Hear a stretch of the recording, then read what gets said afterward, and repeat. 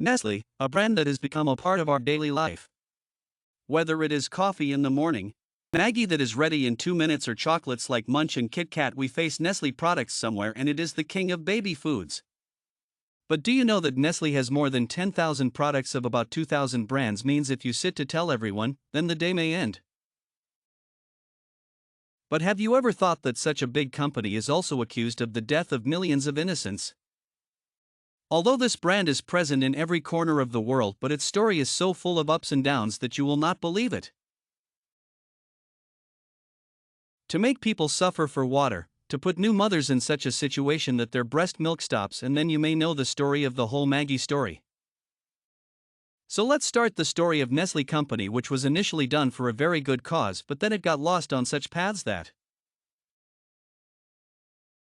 and people started hating him. And love again? Don't get confused. Let's understand the whole story. So friends, the story of Nestle starts about 210 years ago on 10th August 1814. When Henry Nestle was born in Frankfurt, Germany. His father was an ordinary glassmaker and his family's financial condition was not good. That's why at a very young age he decided not to become a part of the family business like his father and brothers, and started working under J.E. Stin, who used to run a pharmacy in Frankfurt. Henry worked there for 4 years and gained a lot of pharmaceutical and chemical knowledge, which helped him a lot. After leaving the pharmacy, Henry left Germany and migrated to Switzerland, where he started his own business. They started selling it as a special liquor, but this liquor did not get any recognition in the market. After this, they also made vinegars, rum, and fertilizers, but the same thing happened with those businesses which happened with their liquor business. At the same time, in Europe, the mortality rate of children had increased a lot, especially among those children whose mother could not breastfeed them, and such children were subject to malnutrition.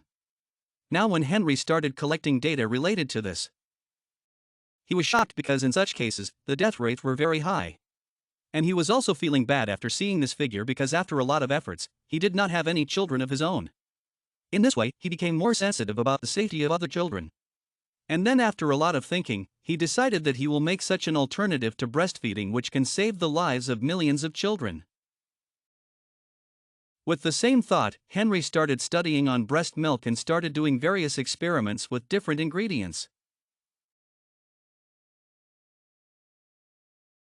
But unfortunately, this experiment was unsuccessful for a long time. Actually, Henry had a lot of money and resources, but still he did not give up and continued to research by collecting money from here and there. And then finally in 1867, he made a formula which could have been a good substitute for breast milk. Henry had made this formula by mixing cow's milk, flour, and sugar together. He, along with his friend Jean Balthasar, who was a scientist of human nutrition, removed the acid and starch from the wheat flour so that the children could digest it easily. This formula was named Fahrenlact, and to sell it, he created a company named Nestle.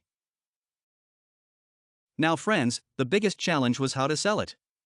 Because this was not a company. On top of that, the famous scientist of Germany, Justin Wahn, had also made a similar baby formula which had a shortage of essential nutrients, due to which people started calling it deadly soup for babies.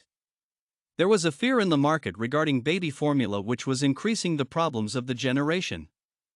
But then suddenly one day something happened that the company's fate changed. Actually, a premature baby who was a victim of malnutrition was in a very delicate condition. And because at that time there was no other option in the market, that's why that baby was given foreign lactate. Surprisingly, gradually the condition of that baby started improving, and within a few days he became completely healthy. Seeing this, even the doctors were quite surprised, because earlier all of them had given up. Just after this incident, the golden days of Fernley started, because the doctors themselves started recommending this product. Now in the starting days it was sold only in Switzerland, but gradually its demand started increasing in other countries of Europe. And then to fulfill this demand, Henry had to open a very big factory. Now after some time Henry saw that there was no other option for people. Keeping fresh milk safe for a long time was a big headache, because at that time refrigerators were not invented. Keeping this problem in mind, Nestle made condensed milk, in which milk is heated at a fixed temperature and thickened so that the water present in it burns. After this, sugar is added to it and it is preserved so that it does not spoil for a long time. This innovation of Henry not only solved this problem of people but also increased the popularity of Nestle. And in this way, in a few years, Henry became one of the richest people in Switzerland from a failed businessman. But by this time, Henry was very old, and because he had no heir, so in 1875 he sold this company to his 3 associates who were local businessmen of Switzerland. Now friends, Henry Nestle has started making nutritious and life-saving products for children. But when the company went into the hands of new owners, then its strategic focus changed.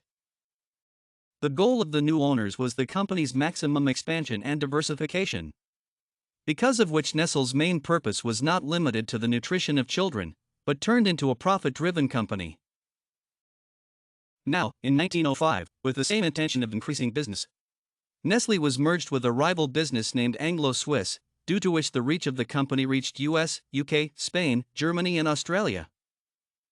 Meanwhile, in 1912, Nestle also entered the Indian market, where it launched many other types of packaged food from its baby food.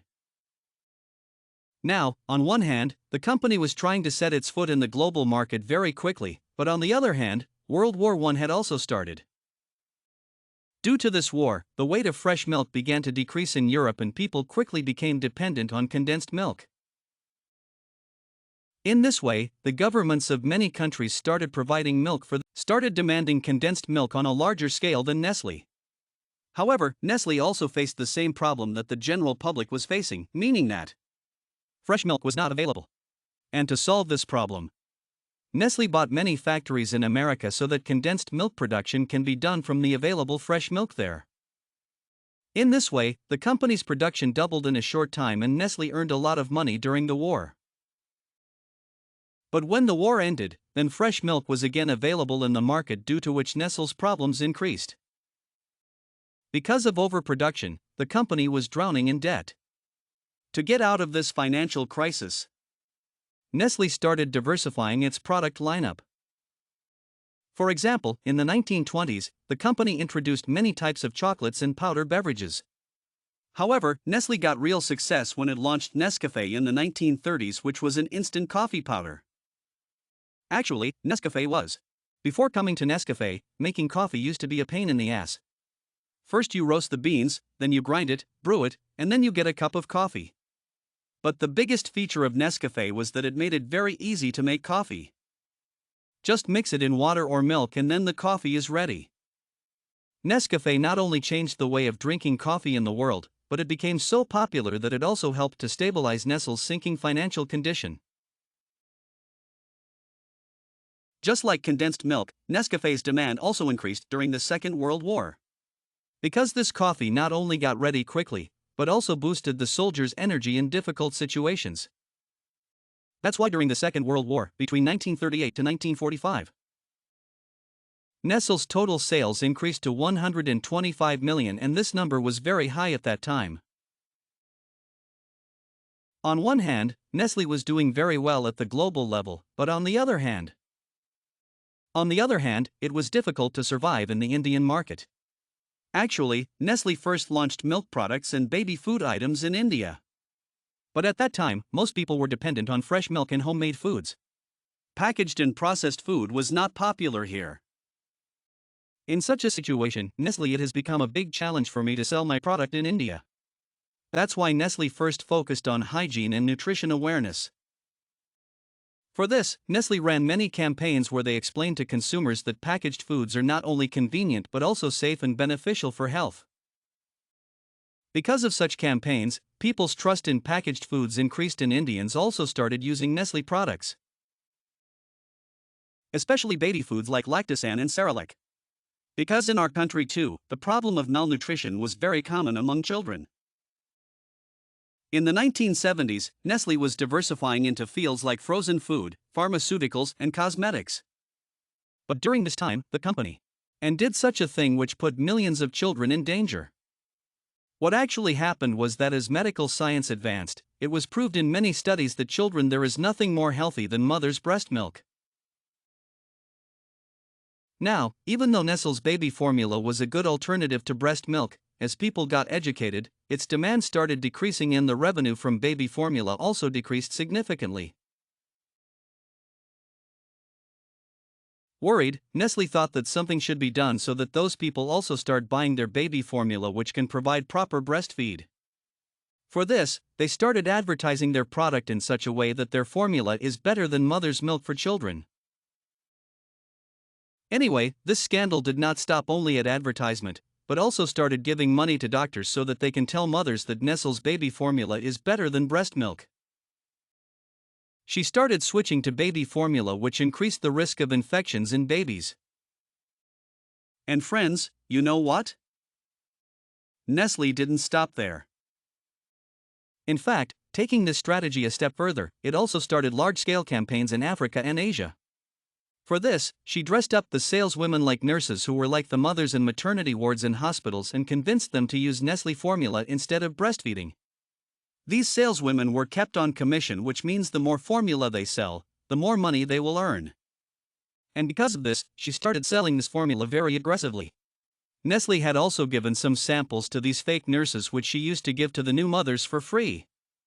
In this way, until the sample was over, the mother's milk would stop producing naturally. In this way, they had no other option other than buying Nestle's product. The biggest loss was in those countries where clean water was not available to drink. Because the people there mixed baby formula in dirty water and started giving it to the children. That is why diarrhea and many other diseases spread among children. Apart from this, some people who were from poor families and were not able to afford baby formula started using it by diluting the formula powder so that the children could not get enough nutrition. The company, which was started by Henry Nestle to solve this problem, has become the biggest reason for this problem. It is assumed that because of Nestle's fake formula marketing practices, lots of children lost their lives. And this would have continued even today if a magazine named New Internationalist had not exposed Nestle's marketing strategy. Apart from this, in 1974, British NGO War on Wants published a booklet. His name was The Baby Killer. In developing countries, this booklet puts serious allegations on the marketing practices of Nestle's baby formula, in which it was said that Nestle deliberately created such a situation that people started avoiding breastfeeding. After some time, the German translation of The Baby Killer was done and it was published in the name of Nestle Kills Babies, which caused a lot of anger among people against the company. Nestle filed a case in Switzerland, and after fighting the case for 2 years, the court ruled against Nestle and released him from criminal responsibility. But the strange thing is that the court imposed a fine of 300 Swiss francs, i.e. about $400 on those publishers who wrote against Nestle. Although Nestle had won legally, but due to the case and controversy, their global reputation was badly affected. There were many protests against it and its products were boycotted in many countries. After this controversy, Nestle had to take many important steps to improve its image. It started several projects at a global level, in which clean water and better health services were promoted. Through these steps, Nestle tried to convey that they are not only working to earn profits, but also to fulfill social responsibilities. Along with this, Nestle also pledged to follow the International Code of Marketing of Breast Milk Substitutes issued by WHO. Under this code, it was necessary to tell the company that breast milk is best for children and it should be understood better than formula milk. Now, when this matter calmed down, in 1983, Nestle launched Maggi noodles in India, which brought a new change in the instant food sector. At that time, the concept of noodles was completely new in India, so Nestle took care of Indian customers. To attract women. After a lot of marketing, Maggi started becoming popular within a short time, especially in big cities where women used to go out for work. At that time, they needed a food option which can be prepared quickly and children can also eat it. However, due to its excellent taste and excellent marketing, Maggi was soon out of big cities and reached every corner of the country. And it was like so much in India that no one could touch its success till date. But then in 2015, there was a sudden uproar that the government not only banned Maggi in India, but also imposed a hefty fine of 640 crores on it. But why did the government do this? To know this, we will have to go to 2015. But before that, there were many such events that are very important for you to know. For example, in 2013, Nestle was accused of overexploiting groundwater in its agricultural lands. Actually, companies used to purify this water in their factories and used to sell it in the form of bottled water. Due to this, the groundwater level began to fall very fast and people were forced to buy expensive bottled water. But this problem was not limited to only Pakistan but even in California and Michigan. Nestle had started selling it on a large scale despite the heavy shortage of water. Nestle was criticized a lot all over the world but never had a big impact on the company. On the other hand, in India, Nestle was selling its Maggi with a bang and every now and then it launched new flavors. But in May 2015, when the Food and Drug Administration tested the Maggi sample, it found that it had 17.2 ppm lead, while in India its limit is only 2.5 ppm. The company also claimed that they do not use MSG in their packaging, while it was also found in the test. In simple terms, these elements are very harmful for the mental development of children. After eating them, people can be affected by various diseases. That's why the government of many states like Delhi, Gujarat, and Andhra Pradesh immediately banned Maggi. Friends, later this matter became so controversial that the central government had to ban Maggi in the whole country. 640 crores was also imposed while taking legal action. But this matter did not stop here. In fact, people got so angry about this case that an FIR was filed against Amitabh Bachchan, Madhuri Dixit and Preeti Zinta in Muzaffarpur, Bihar, that why are they promoting such things which are dangerous for people's lives? Due to such legal battles, increasing controversy, Amitabh Bachchan had to return Maggi from the market and he incurred a huge loss. After a few months, Nestle changed its ingredients and started production of Maggi on all 5 plants in India on November 30, 2015.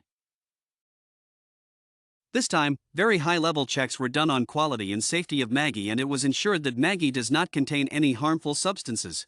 After re-entry in marketing, the company started telling people through advertisement that Maggi has become better than before.